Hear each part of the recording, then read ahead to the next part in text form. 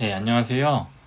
이번 영상에서는 바이너리 취약점과 메모리 보호 기법에 대해서 전체적인 동향을 살펴보려고 합니다. 소프트웨어 보안, 특히 바이너리 쪽에서 취약점을 찾는다거나 그 취약점을 보호하기 위한 어떤 그 기술들이 개발이 되어 왔었는데요. 대략적으로 1980년에서 90년 사이에 처음으로 해킹이나 그런 관심을 가진 사람들이 등장을 하기 시작했고요. 그때는 단순히 좀 재미로 사람들이 많이 했었던 것 같아요. 근데 그때부터 시작돼서 지금 2023년인데요. 약 30년이라는 시간이 지났습니다. 지금 화면에 보이는 표는요. 그 CWE라는 그 취약점에 이제 데이터베이스화 되어 있는 목록인데요. 그 목록이 몇 년을 주기로 가장 위험했던 임팩트 있는 취약점 목록을 정리를 해서 발표를 하거든요. 여기에 보시면은 이게 2021년 그나마 이제 가장 최신 자료인데요. 보면은 버퍼 오버플로우나 이런 거 한 번쯤 말씀을 들어보셨을 거예요. 인티저 오버플로우, 이런 유즈 애프터 프리 취약점 같은 것들이 있는데요.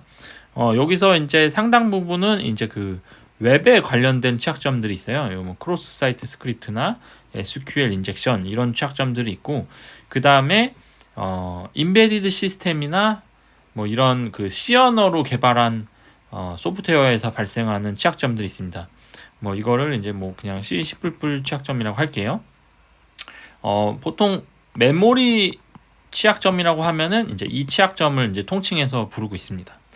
이런 종류의 취약점들이 발생을 하고 그거를 보호하기 위해서 프로그래밍 언어 차원에서 안전한 방법들을 많이 개발하고 연구하고 그런 일들이 있었고요. 취약점에 대한 이제 대응을 이제 함께 발전을 하고 있습니다. 아까 말씀드렸듯이 이제 1980년대 즈음에 굉장히 많은 재미로 하는 해킹 사건들이 있었어요. 지금 슬라이드에 나온 거는 모리스 웜이라는 사태인데요. 이 모리스 웜은 그 실제로 코넬 대학교 대학원생이었던 로버트 모리스라는 사람이 만든 컴퓨터 바이러스입니다. 이 요즘 악성 코드라는 말을 많이 더 쓰는데요. 당시만 해도 사실 이거는 범죄라는 인식보다는요, 그냥 장난 전화 같은 느낌이었어요. 그래서 대학원생들이 재미로 이런 거를 막 발명을 한 다음에 학교를 막 공격을 해가지고 학교 시스템을 다운시키는 일들이 있었는데요. 근데 이게 미국에서 컴퓨터 사기 및 남용 방지법이라는 법률이 이제 제정이 됩니다. 그 법률이 제정된 이후부터는 더 이상 이런 행동은 그냥 봐줄 수 있는 행동이 아니라 불법에 해당됐어요. 그리고 이 사람이 하필이면 그 첫 번째 1번 타자가 됩니다. 그래서 사실 알려진 바로는 이제 모리스 웜이 최초의 바이러스다 이렇게 알려져 있는데, 거기서 말하는 최초는 실제로 조금 더 앞에 있었던 바이러스들도 있겠지만, 이제 여기에서 말하는 최초는 법적으로 처음으로 처벌받은 악성 코드 사례를 말하고 있어요. 그리고 이게 꼭 안 좋은 영향만 있었다기보다는 이 일이 있은 후에 민간이라든지 정부, 그 다음에 산업계, 학계에서 이제 악성 코드에 대한 대응, 그걸 이제 서트 CC라고 하는데요. 이제 컴퓨터로 인해서 발생한 사기나 테러, 이런 것들에 대해서 대응을 해야 된다. 요런 경각심을 고취하기 위한 어떤 그런 사건이 되었습니다. 근데 이제 방금 전에 말씀드린 거는 1980년에 있었던 일이잖아요. 근데 이제 지금은 2023년이죠. 2023년, 약 30년이라는 시간이 지났는데, 그러면은 지금은 좀 더 안전한 소프트웨어 환경이어야 되지 않는가, 이런 의문이 될 수 있습니다. 여기 우측에 보이는 표는요, 티오베라는 사이트인데요. 티오베는 유명한 프로그래밍 언어의 순위들을 매월 발표를 합니다. 여기 보시면요, 요즘은 1위가 지금 파이썬이에요. 파이썬이 워낙 배우기도 쉽고 뭐 사용하기도 쉽고 다양한 라이브러리들을 제공하고 있어서 파이썬을 정말 많은 사람들이 사용하고 있어요. 근데 2위랑 3위를 보시면요. C랑 C++가 여전히 2위, 3위 상위권을 차지하고 있습니다. 근데 중요한 게 뭐냐면요. C랑 C++ 같은 언어는요. 여러분 포인터라는 개념 아시죠? C 언어를 대학교에서 처음 배울 때 학생들이 뭐 처음에는 어느 정도 따라오다가 포인터라는 개념을 만나면은 그때부터 이제 프로그래밍 수업을 이제 힘들어하기 시작하는데요. 이 포인터를 그냥 한마디로 말하면은 컴퓨터의 메모리 영역을요 프로그래머가 좀 마음대로 컨트롤할 수 있는 거예요. 이게 장점이라고 하면 장점인데 굉장히 소프트웨어를 빠르게 효율적으로 구현을 할 수가 있거든요. 근데 이게 이제 장점도 있지만 단점도 있습니다. 보안적으로 굉장히 취약한 거죠. 그래서 사실 그 C 언어는 unsafe language라고 일반적으로 부릅니다. 그래서 저희는 C 언어를 사실 더 이상 사용하지 않는 게 맞습니다. C 언어보다 훨씬 더 보안적으로 안전하게 설계된 언어들이 많이 있거든요. 요즘에 뭐 안드로이드 개발할 때 코틀린이라든지 iOS 앱 개발할 때는 스위프트나 뭐 이런 언어들을 쓰잖아요. 이런 언어들은 굉장히 메모리 세이프하게 설계된 언어예요. 그래서 버퍼 오버플로우나 이런 취약점이 거의 발생하기 힘듭니다. 그런데 왜 현실에서는 아직까지 C++가 사용되고 있는가? 이건 정말 궁금하시지 않나요? 네, 그 이유는 결국 이제 레거시 소프트웨어 때문이에요. 20년 전에 어떤 소프트웨어가 만들어졌는데 이 소프트웨어를 유지 보수하는 비용을 무시할 수가 없습니다. 그렇다고 해서 새로 개발을 하자니 또 신개발 비용이 들죠. 그러니까 이제 예전에 만들어 놓은 취약한 언어로 개발된 프로그램이 30년이 지난 지금까지도 동작되고 있기 때문에 사람들은 여전히 C, C++를 사용을 할 수밖에 없는 거죠. 사실 물론 이제 실무적으로 좀 어려운 부분도 있는 것도 마찬가지입니다. 예를 들어서 고언어가 안전하다고 해서 비교적 안전하다고 해서 모든 개발자한테 고언어를 오늘 처음 배워서 내일부터 써라 라고 하는 게 이제 현실적으로 어려운 부분도 있죠. 그 다음에 뭐 성능 차원이 있어요. 예를 들면 C나 C++는 메모리에 이제 최적화가 되는 언어이기 때문에 속도는 거의 가장 빠른 언어에 속합니다. 근데 이제 파이썬 같은 경우는 편리하지만 조금 속도가 느리다라는 그 언어 특징이 있어요. 물론 파이썬 개발자들도 속도를 향상시키기 위한 노력들을 지금 굉장히 많이 하고 있어서 예전보다는 많이 빨라졌거든요. 근데 그런데 어쨌든 뭐 속도가 굉장히 중요한 소프트웨어, 예를 들면 뭐 자동차 같은 거, 자동차 안에 들어간 소프트웨어가 1초만 늦어져도 있잖아요. 그 시속 뭐 100km/h 이상으로 달리는 차량에서 1초는 실제로 굉장한 거리를 주행을 하기 때문에 굉장히 위험하다고 할 수 있죠. 그래서 이제 여기 지금 보면은 이제 프리벤션, 이제 예방이죠. 예방을 하려면은 저희는 이제 절대로 버퍼 오버플로우를 발생시키지 않아야 합니다. 근데 방금 말씀드렸듯이 요게 불가능하죠. 이거는 불가능합니다. 그렇기 때문에 저희는요 미티게이션을 하는 거예요. 이거는 이제 한국말로 이제 완화라고 합니다. 완화가 뭐냐? 그러니까 버퍼 오버플로우가 어느 정도 발생하는 건 어쩔 수 없다. 그런데 우리는 그거를 악용, 익스플로잇이라고 하죠. 이거를 악용하기 힘들게 만드는 거죠. 그게 저희가 할 수 있는 최선이라고 할 수 있습니다. 네, 좀 더 이론적인 배경을 살펴보면요.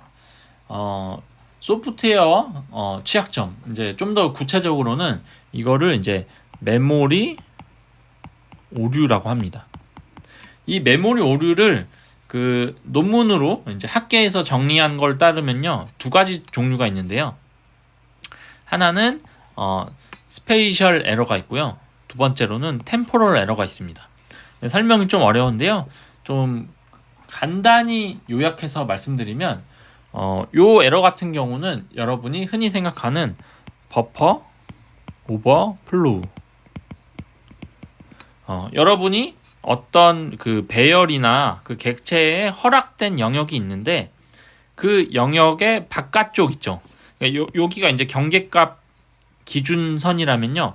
이 기준선 바깥쪽에다가 어떤 행동을 하는 거, 오버라이트, 덮어쓰기, 아니면은 역참조, 이런 행위를 하는 거를 스페이셜 에러라고 합니다. 구체적으로 이런 취약점에는요, 뭐 초기화되지 않은 변수, 그 다음에 뭐 버퍼 오버플로우, 뭐 이런 취약점들이 가능합니다. 두 번째로는 템포럴 에러인데요. 요거는 프로그램이 어떤 포인터를 역참조, 디레퍼런스라고 합니다. 이 포인터를 역참조하려고 할 때 이 해당 포인터가 기존에 참조하던 객체가 더 이상 존재하지 않는 상태일 때 발생을 합니다. 이거를 뭐 댕글링 포인터라든지 아니면 더블 풀이라는 문제가 있어요. 이게 이제 어떤 거냐면요. 어떤 그 힙이라는 메모리 영역에 어떤 객체가 만들어졌다가 삭제가 됐습니다. 예, 그래서 이제 지금 삭제된 상태고 여기 이제 있었던 자리만 있는 거죠. 예, 이 상태에서 여기를 아직까지 존재한다라고 생각하고 사용을 하거나 아니면 여기를 또 비워버리는 거죠. 이미 없는 경우에 뭐 이런 것들을 템포럴 에러의 예시라고 말을 할 수 있습니다. 조금 더 구체적으로는요, 이 MEM safe라는 논문이 있어요. 이 논문을 보면요, 이 말씀드렸던 이제 스페셜 에러랑 템포럴 에러를 발생시키는 몇 가지 케이스에 대해서 말을 하고 있는데요. 여기에는 뭐 버퍼 오버플로우, 그 다음에 초기화되지 않은 포인터, 그다음에 널 포인터 역참조, 뭐 이런 것들이 있습니다. 그리고 템포럴 에러에는요, 그러니까 그 유즈 애프터 프리, 그러니까 이제 그 사용하고 나서 해제를 했고 그 해제된 거를 한 번 더 사용하려고 할 때 발생하는 거죠. 이거를 이제 유즈 애프터 이제 풀이라고 하는데요. 그런 유형의 취약점이 있고요. 그 다음에 요거는 더블 풀이라고 합니다. 예, 말록을 한 다음에 풀이를 2번을 했죠. 요러면은 그 해제를 여러 번 했다. 뭐 이런 뜻이 됩니다. 그래서 이런 종류의 이제 취약점 종류들이 다양하게 있는데 요 논문을 참고를 해보시면 좋을 것 같습니다. 좀 더 이제 일상의 예시를 말씀드려 보면요.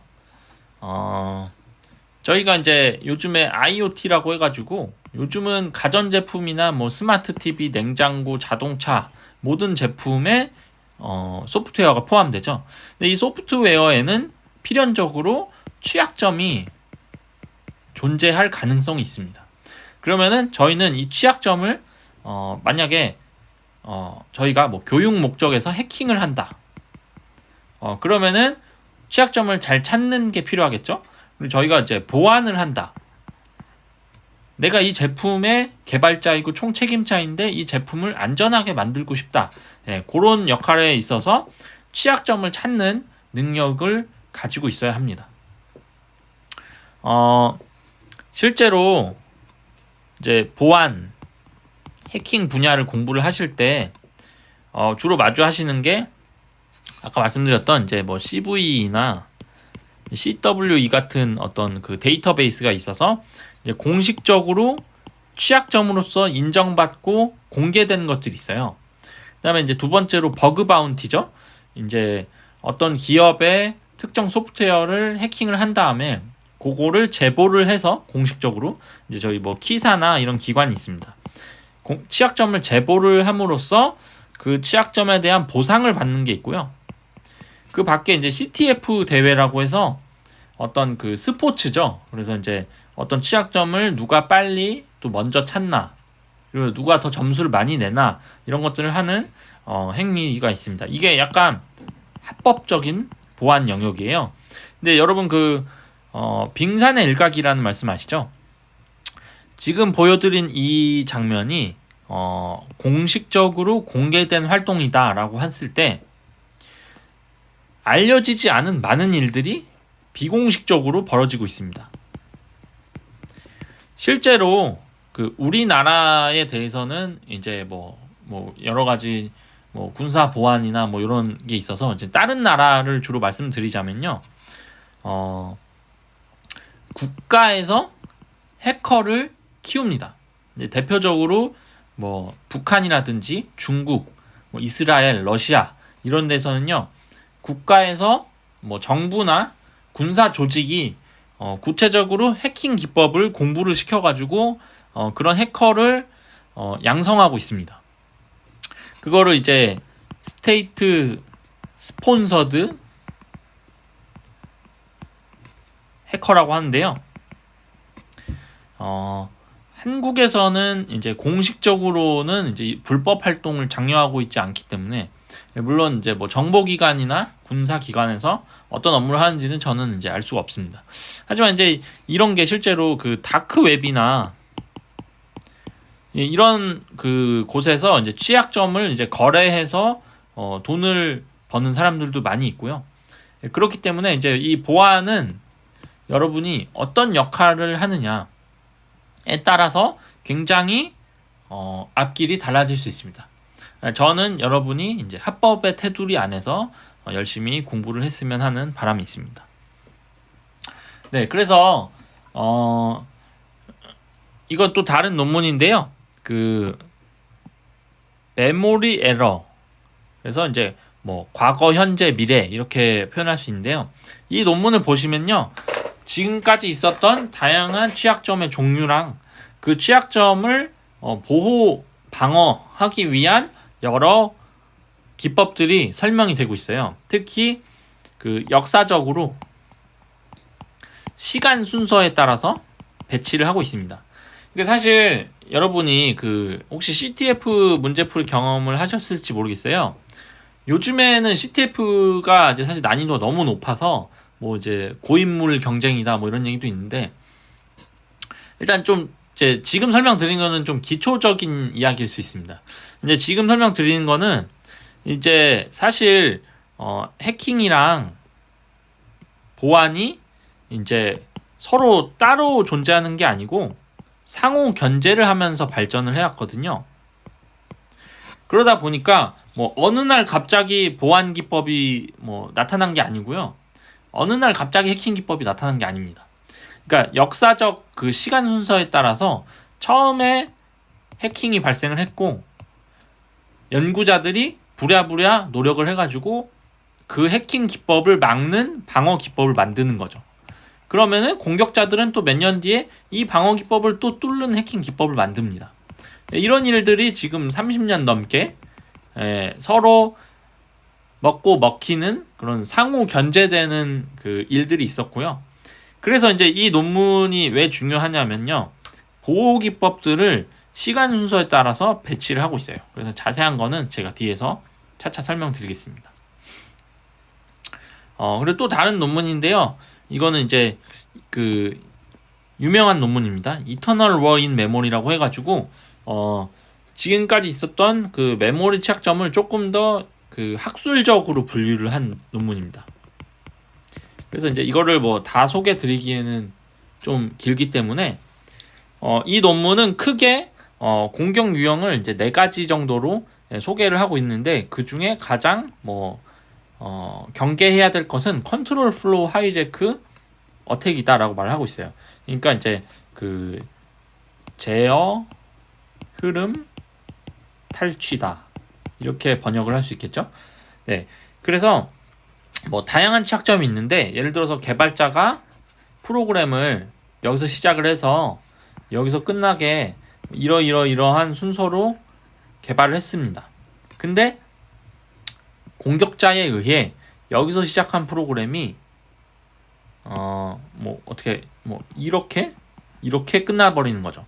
그러니까 이게 이제 조금 더 현실적으로 말씀드리면 실제로 이 프로그램은 여러분 일상에서 계산기 같은 일반적으로 하는 평범한 프로그램인데 어떻게 이걸 조작했더니 여러분의 비밀번호를 탈취하는 프로그램이 되는 거예요.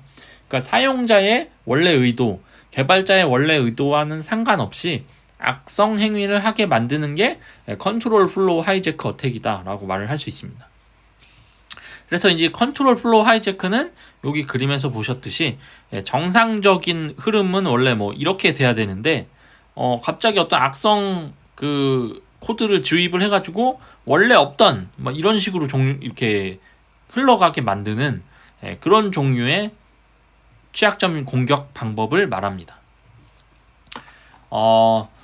이제 그 본격적으로 취약점에 대해서 좀 설명을 드리려고 하는데, 여러분이 보통 베이직 단계에서 가장 많이 들어보셨을 법한 게 이 클래식, 그러니까 고전적인 스택 기반의 버퍼 오버플로우입니다. 이 버퍼 오버플로우 취약점은요, 누구나 한 번쯤은 들어봤겠지만 사실 이거를 제대로 머릿속에서 설명하는 게 중요하거든요. 그래서 한번 제가 간단히 요약해서 설명을 드려보겠습니다. 우선 이제 컴퓨터에 메모리가 이렇게 있다고 할게요. 컴퓨터에 메모리가 이렇게 생겼습니다. 이제 여기에 있는 건요, 주소입니다. 주소 값이죠. 그래서 뭐 0xbff0000부터 시작해가지고 이제 여기가 4칸 있잖아요. 하나, 둘, 셋, 4개가 있으니까 0, 1, 2, 3, 4, 5, 6, 7, 8, 9, 10, 11 이런 식으로 가는 거고, 요거는 16진수 표기법입니다. 그래서 이제 이렇게 돼 있고요. 데이터가 이렇게 있고, 만약에 여러분이 어떤 버퍼 공간을 할당을 했을 때 요 영역 있죠? 요 영역의 데이터를 저장한다 이렇게 생각하시면 돼요. 근데 컴퓨터 메모리가 예를 들어서 지금 뭐 이렇게 있잖아요. 요 영역에 저장을 해야 되는데, 이 컴퓨터 메모리는 이제 굉장히 그 공간이 넓기 때문에 여기 좀 생략이 됐는데요. 요 뒤에 뭐 엄청 많이 건너뛴다고 할게요. 한참 뒤에 가면은 여기에 이런 중요 데이터가 있다고 해볼게요. 이게 이제 saved return pointer라는 거고, 여기에 saved base pointer인데요. 뭐 요거의 의미는 지금은 모르셔도 됩니다. 근데 이렇게 생각하시면 돼요. 이거는 이제 굉장히 중요한 값이라는 거죠. 이게 이제 왜 중요하냐? 여러분이 어떤 함수를 호출했을 때, 함수를 호출했다가 끝나고 돌아오면은 이 돌아오는 위치를 알아야 하잖아요. 이제 그거를 이 메모리 속에 그 리턴 포인터라는 값으로 저장을 합니다. 즉 이 값은요, F0840408로 돼 있었는데, 이거는 이제 정확히는 그 거꾸로 이제 080484F0이라는 어떤 주소를 의미하는 거거든요. 그래서 요거를 기억하고 있어야 이 프로그램의 정상적인 컨트롤 플로우는 여기로 다시 점프를 하는 거죠. 네, 지금 그런 상황인데, 그럼 이게 이제 정상 시나리오입니다. 여기서 지금 숫자 41이라는 게 있는데, 이거는 이제 ASCII 코드로 알파벳 A를 말합니다. 근데 이 알파벳 이제 A가 있을 때 지금 15개의 알파벳이 들어갔죠. 하나, 둘, 셋, 넷 이렇게 해가지고 15개가 들어갔는데, 끝에는 널 문자, 이제 종료 문자이라서 이제 16칸을 지금 채운 상태입니다. 이게 지금 정상인 동작이에요. 그래서 요 동작이 끝나면요, 프로그램은 요거를 이만큼을 저장을 한 다음에 이 주소로 이제 점프를 한다고 말씀을 드렸어요. 이게 이제 정상인 동작인데요. 근데 지금 이런 생각을 한번 해볼게요. 여러분이 그 버퍼를 선언을 할 때 이런 식으로 C 언어에서 뭐 16 이렇게 선언을 하잖아요.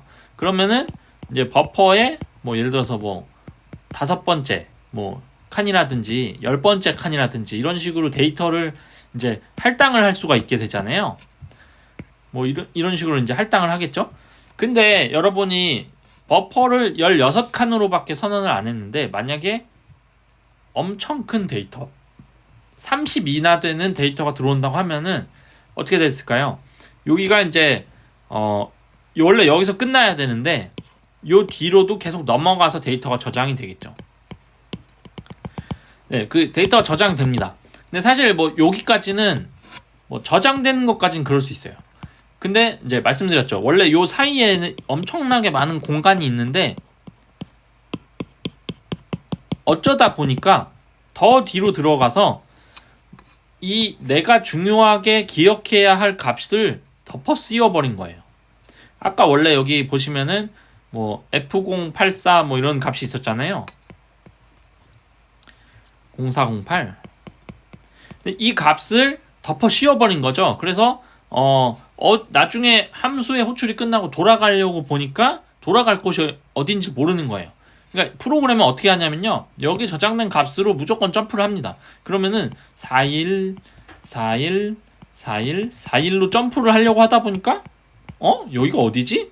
그래서 여기가 어딘지 알 수 없어서 오류가 납니다. 그래서 프로그램이 아마 강제로 종료가 될 거예요.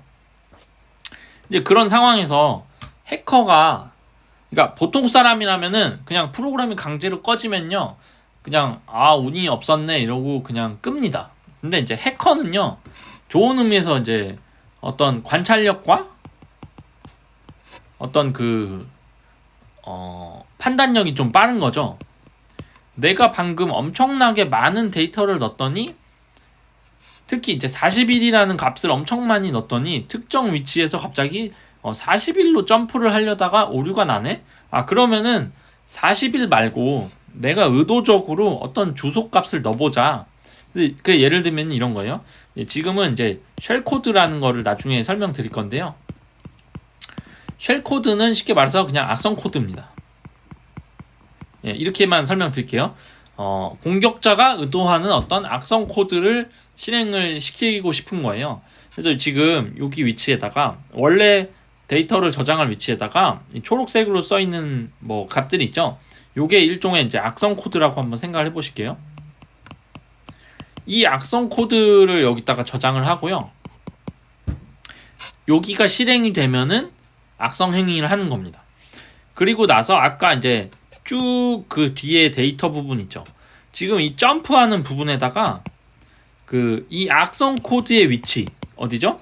0x, 이제 0x는 이제 16진수라는 뜻이니까 BF0000이 주소값인데요.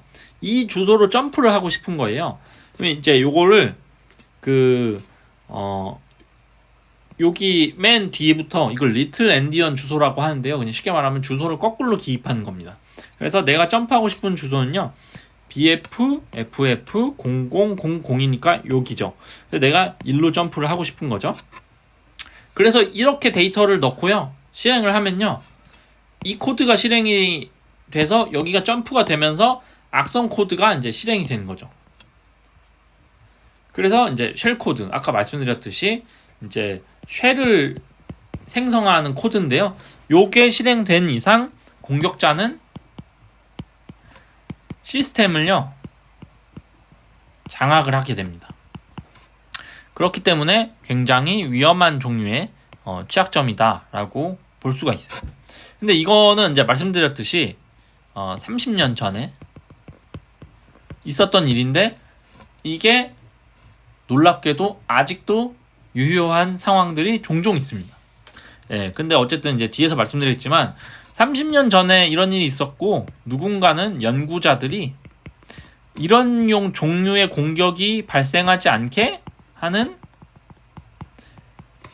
보호 기법을 만든 거죠. 그 보호 기법이 등장하기 시작합니다.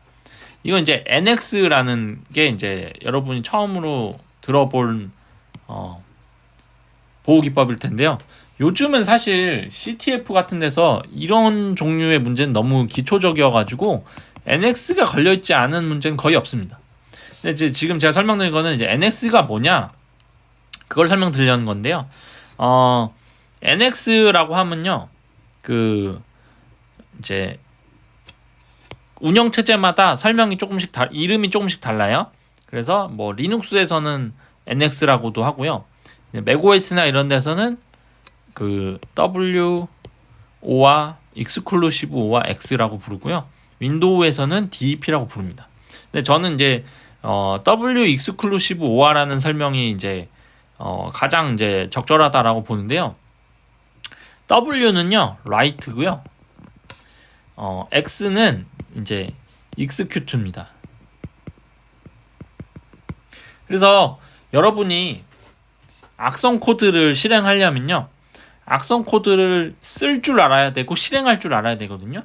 방금 여기 보시면요, 악성 코드를 저희가 직접 기록을 했다고 말씀드렸잖아요. 그리고 나서 이거에 인해서 실행이 돼버렸어요. 근데 그러면 이제 단순하게 공격자 입장에서는 write도 해야 되고 execute도 해야 되는 게 조건이죠. 그러면은 방어하는 사람 입장에서는요, 이 두 개를 동시에 할 수 없게 만들면 되는 거예요.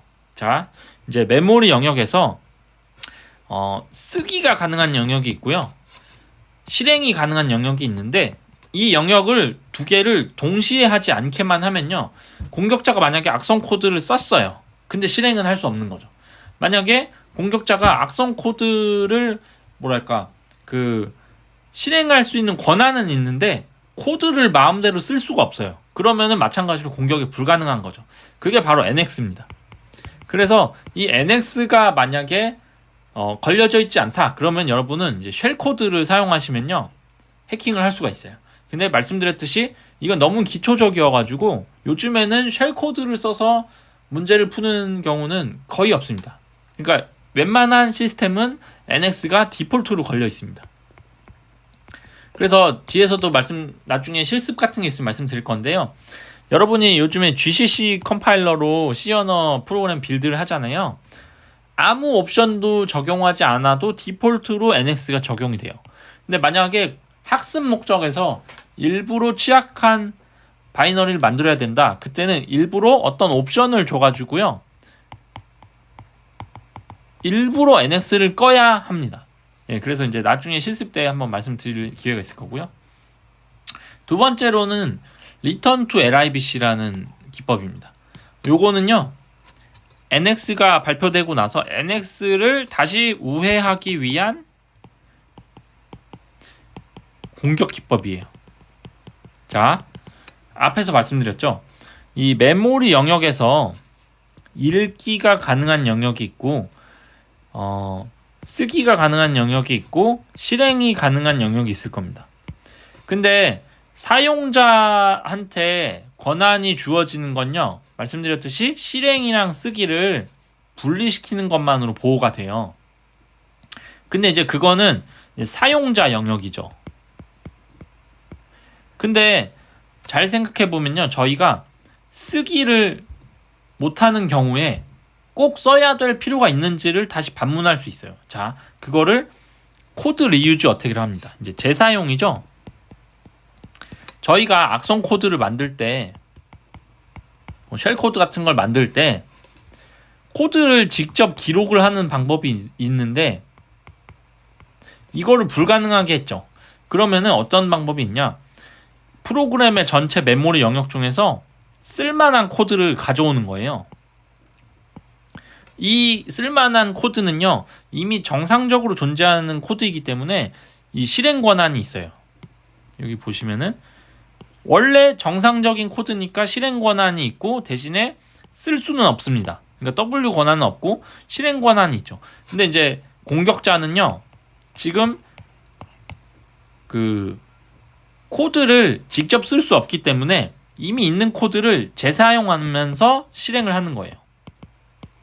그러면 NX에는 위배가 되지 않으면서 자기가 원하는 코드를 가져와서 쓸 수가 있어요. 그러니까 추가로 기록한 건 하나도 없고요, 재사용함으로써 공격을 할 수가 있는 거죠. 이게 Return to libc라는 공격입니다. 이거는 이제 2001년, 그러니까 이것도 사실상 지금으로 치면 20년이나 됐죠. 네. 기초적인 공격 기법입니다. 요즘은 이것도 이제 일반적으로는 힘들고요. 왜냐면은 또 다른 많은 보호 기법이 있기 때문이죠. 그 다음으로 말씀드릴 건요, 스택 카나리예요. 이거는 뭐 많이들 아실 수 있는데, 그 카나리는 그 새의 종류입니다. 그래서 한국어로 뭐 카나리아 뭐 이렇게 말하는 노란색 새가 있어요. 왜 갑자기 제가 뜬금없이 새 이야기를 하냐면요, 그 예전에 그 광부들이 광산에서 작업을 할 때 일산화탄소 독가스에 중독돼서 사망하는 사고가 자주 있었거든요. 그래서 그때 새를 데리고 광산 안에 들어가는 거예요. 이제 사람은 그 중독을 느껴서 이제 신체 이상을 느끼는 데까지 시간이 굉장히 오래 걸리거든요. 근데 새는요, 좀 불쌍한 얘기지만은 굉장히 일찍 죽습니다. 그러니까 이제 광부가 새를 하나 데리고 가가지고 일을 하다가 새가 먼저 죽잖아요. 그러면은 지금 산소가 문제가 있다라고 생각하고 광부가 탈출을 하는 거죠. 여기서 이제 유래가 된 게 카나리라는 개념입니다. 그래서 말씀드렸듯이 그 조금 전에 그 설명드린 예제인데, 원래는 여기 이제 버퍼 공간에 정상적인 데이터 영역이 있고요. 여기 이상을 넘어가면은 중요한 데이터를 덮어쓸 수 있는 문제가 있잖아요. 그럴 때 사용하는 게 카나리라는 어떤 그 임의의 값을, 랜덤 값을 메모리의 특정 위치에 삽입을 합니다. 그래서 이게 이제 프로그래머가 신경을 안 써도 이게 자동으로 삽입이 되는데요. 이 삽입된 값이 여기 이제 지금은 41414141로 예시가 돼 있잖아요. 이거를 메모리 컴퓨터가 기억하고 있다가 만약에 함수 점프를 하기 전후로 이 값을 체크를 해가지고 만약에 이게 41, 41, 41, 41이어야 되는데 이게 다른 값이 돼버렸다. 그러면은 이거는 해킹 시도가 발생했다라고 생각하고 프로그램을 강제로 종료시켜 버립니다. 이제 그게 스택 카나리라는 기법이죠. 물론 스택 카나리 기법도 다시 유예하는 공격 기법이 많이 있습니다. 이게 특히 이제 그 임의의 메모리를 리드, 이건 이제 정상적인 리드가 아니고 훔쳐보기를 말하는데요. 이거를 이제 카나리 릭이라고 합니다. 그래서 이제 메모리의 어떤 특정 영역을 공격자가 훔쳐볼 수 있다고 했을 때 이 카나리 값을 훔쳐봐서 똑같이 41, 41, 41, 41을 기억했다가 여기에 41을 채워버리면요, 카나리는 쉽게 우회를 할 수가 있겠죠. 네, 그런 식으로 이것도 이제 보호 기법과 우회 기법이 있습니다. 그건 좀 참고로 알아두시면 좋겠고요. 요거는 조금 이제 다른 종류의 이제 영역인데요.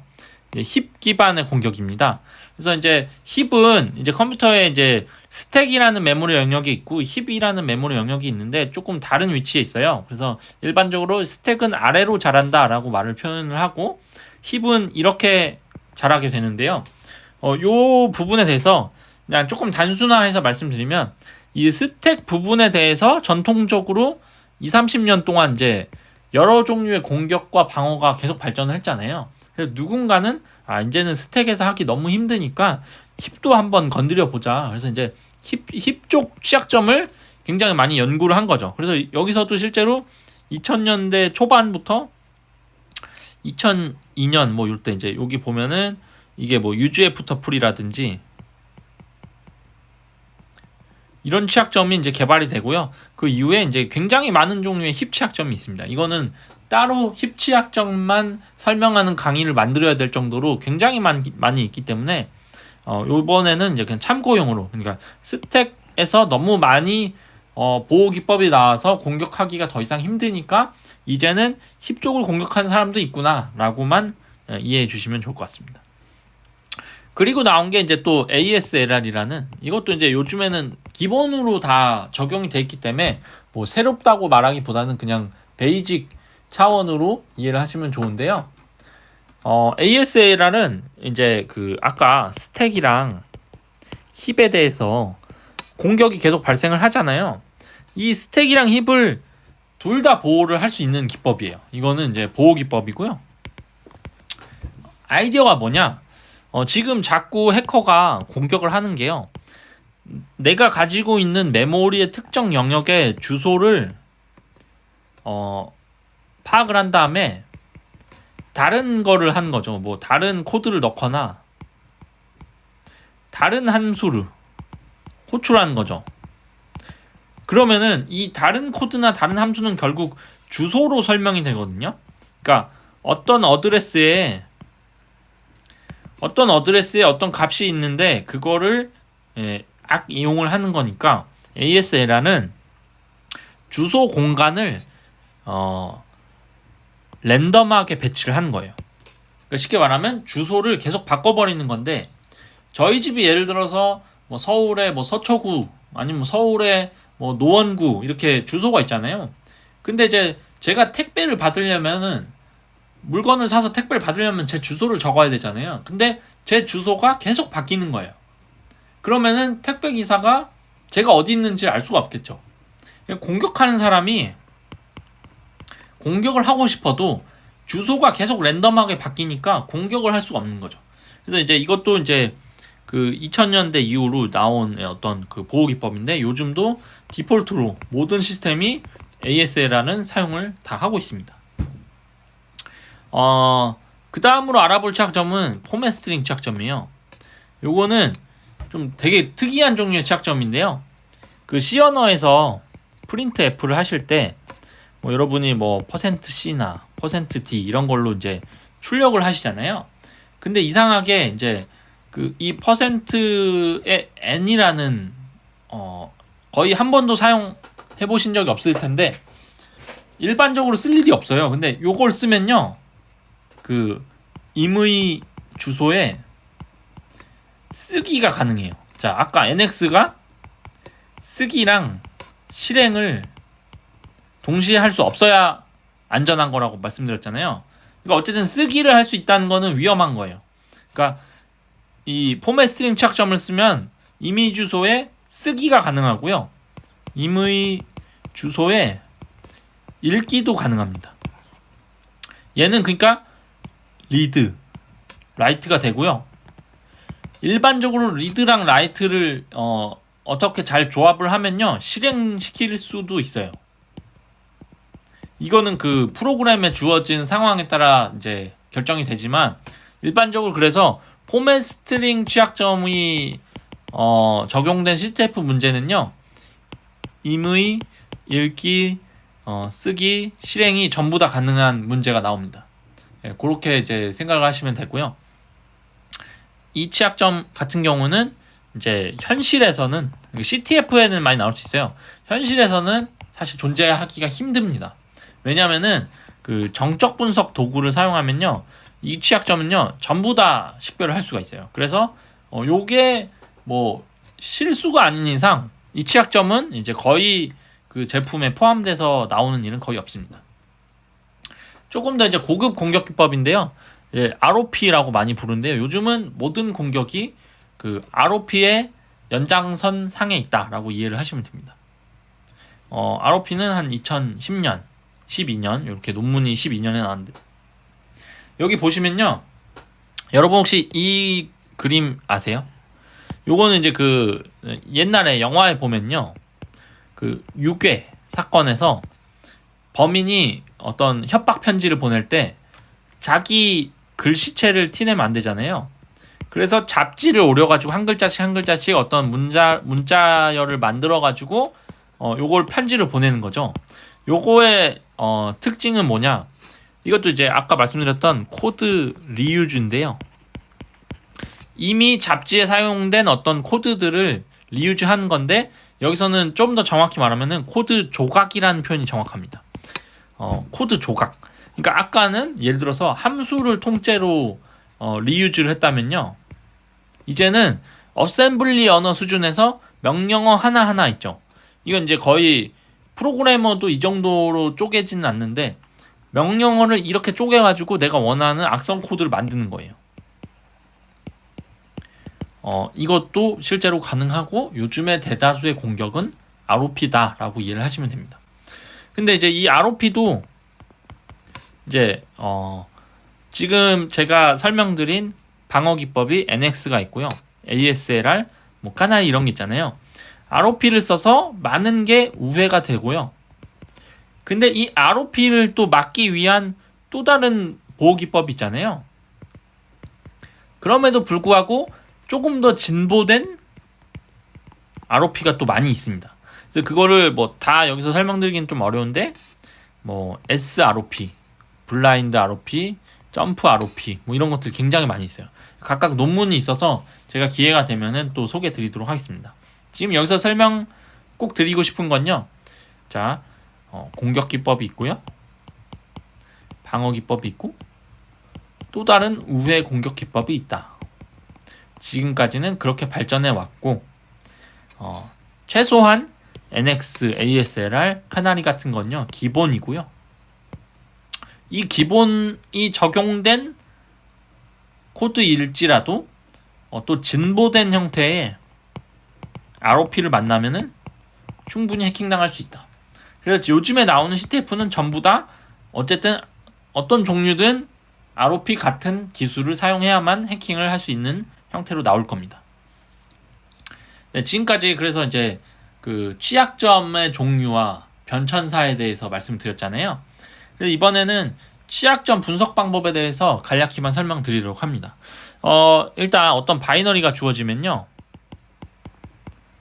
그러면 이게 지금 안전한지 취약한지를 궁금한 거잖아요. 저희가 뭐 모의 해킹하는 사람일 수도 있고 아니면 내가 보호해야 되는 사람일 수도 있는데 어쨌든 이게 안전한지 안 안전한지를 봐야 되잖아요. 이제 그 목적으로는 뭐 예를 들어서 뭐 테스트하는 사람, 품질 검증하는 사람, 아니면은 취약점 익스플로이트 개발하는 사람, 뭐 다양한 사람이 있는데 저희는 이제 주어진 바이너리를 어떻게 점검을 할 것인지 그게 이제 궁금한 거죠. 왜 프로그램을 바이너리 수준에서 진단을 하는 게 필요한지에 이제 설명이 필요한데요. 일단 기본적으로 소스 코드 진단은요 당연히 해야 되는 거예요. 이걸 뭐 소스 코드 진단을 뭐 무시하는 게 아니고요. 이거 정적 분석은 소스 코드 정적 분석은 당연히 해야 되는 거고요. 근데 소스 코드 정적 분석에 한계가 있습니다. 왜냐면은 소스 코드는 사람이 휴먼이 이해하는 수준에서 개발을 한 거고 요즘에는 이 사람이 만든 코드를 안전한지 안 안전한지 진단하는 많은 방법이 있기 때문에 이건 당연히 적용을 해야 되는데 사실 코드가 빌드 혹은 뭐 컴파일이라고 하면은 컴파일 되면요 이렇게 이진수로 바뀌죠. 사람은 이 이진수를 이해할 수가 없어요. 이건 기계어기 때문에. 그래서 이 기계어 수준으로 변경된 코드에는 취약점이 있을 수도 있고 없을 수도 있잖아요. 그러니까 이게 오해하시면 안 되는 게 소스는 100% 안전하다고 하더라도 컴파일 할 때 어떤 라이브러리라든지 뭐 기타 다른 뭐 컴파일러의 오류라든지 컴파일러의 취약점이 있을 수 있죠. 그런 게 소스에 포함돼서 빌드가 되면요 여기에 취약점이 있을 수 있는 거죠. 소스가 안전하다고 해서 바이너리가 안전하다라고 말을 할 수는 없는 거예요. 그래서 저희는 바이너리를 분석을 해야 됩니다. 다시 좀 구체적으로 말씀드리면 이제 저희가 GCC라는 뭐 컴파일러 혹은 이제 C랭이라는 컴파일러를 써서 이제 C 언어 코드를 오브젝트 파일 그다음에 이제 바이너리 파일로 바꾸는데요. 이제 이 과정에서 사실 텍스트는 사람이 읽을 수 있죠. 근데 이제 그나마 사람이 마지막으로 볼 수 있는 게 이제 어셈블리 언어입니다. 이제 어셈블리 언어 수준까지는 어느 정도 이해되는데 바이너리 레벨로 내려가면 이렇게 된 이진수 숫자는 의미를 이해하는 게 거의 불가능에 가깝습니다. 이 과정에서 어셈블러랑 그 다음에 링커를 통해서 외부 라이브러리들이 이제 합쳐져 가지고 하나의 바이너리가 완성이 되는데요. 저희는 이 바이너리를 이제 분석을 해야 됩니다. 그래서 이제 이 어셈블리 수준에서 취약점을 찾을 수 있는지 바이너리 코드에는 취약점이 있는지 없는지를 보는 거죠. 이제 소스 코드는 정적 분석을 통해서 시큐어 코딩이라는 거를 하셔야 되고요. 네. 그래서 실행 가능한 바이너리가 되면요, 뭐 이런 형태를 가져요. 이제 이거는 이제 파일 시스템에 저장됐을 때 뭐 이렇게 됐다가 실행을 통해서 메모리 컴퓨터에 이제 메인 메모리에 올라가면은 이런 식으로 세그먼트 뭐 이런 것들이 이제 생깁니다. 근데 이제 이 바이너리가 메모리 상에서 취약점을 가지고 있는지 아닌지를 저희가 찾아야 되는 거죠. 그 리눅스 기반으로 했을 때 저희가 그 분석할 때 사용할 수 있는 수동 분석 도구가 많이 있습니다. 그래서 이제 뭐 LDD라든지 뭐 이런 스트링스, GDB, OBJ 덤프 이런 게 많이 있고요. 자세한 건요 제가 번역한 이제 실전 바이너리 분석이라는 책이 있습니다. 리눅스 바이너리에 대해서 이제 분석하는 방법을 알려주고 있는 책입니다. 참고하시면 좋고요.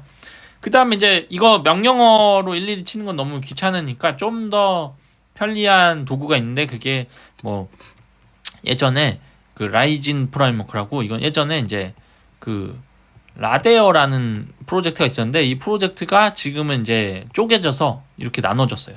뭐 이런 게 있고, 쥐드라라는 게 있고요. 그다음에 이제 카이스트에서 개발하고 있는 B2R2라는 플랫폼도 있고, CMU에서 개발한 맵이라는 플랫폼도 있습니다. 그리고 이제 상용 도구, 여러분이 가장 많이 들어보셨을 도구는 IDA 프로일 거고요. 이거는 라이센스가 굉장히 비싸고, 이제 정품 사용을 이제 권장드리고 있습니다만, 네.